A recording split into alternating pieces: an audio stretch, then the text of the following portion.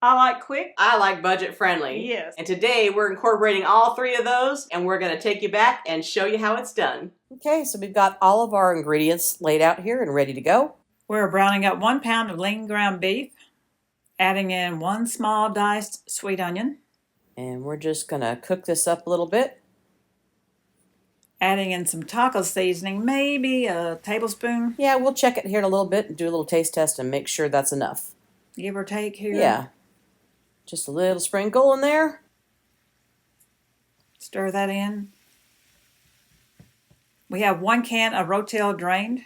And this is the tomato and green chilies, the mild. So now that the meat is cooked and browned up, just did a little taste test and think we can add a little more taco seasoning. So we're going to turn off the heat. And then Pre-grease a 9x13 baking dish. We have some snack size flour tortillas here. We're taking some refried beans and spreading it onto the small tortillas. And the snack size works perfect for this because it's the perfect size for this recipe. Then we pick up some flat bottom crunchy corn tortillas. We will place it on the flour tortillas and beans. And we're just going to wrap that around. The refried beans are going to help that stick to that corn taco. We'll do another one, and another one, and another one. And another, and another. Just fill that dish up. Just gently wrap it around the corn tortillas. That's all it is. Yep. Simple. Absolutely. And we'll do all these and fill up the baking dish. And then, once all those are done, we will start filling them with our meat mixture. That's right.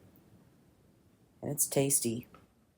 This would be great for game days or parties, or oh, definitely. If you want to lock the door and leave everybody out and do it yourself, that's fine too. Exactly. They're my tacos. Have your own party. All mine. It's budget friendly too. Yes. Nowadays you have to have budget friendly. You do. And we'll fill the rest of these up. And we may not use all of this meat, but I'll use it for some taco salads. Time for the cheese. I gotta have some cheese. Sprinkle that on there. Cheddar Jack or your favorite cheese. Yeah, whatever you like. And the oven is preheated to 375 degrees. And we're going to place that in there for 15 minutes. So we're going to check it. It's been in there 15 minutes. Looks good.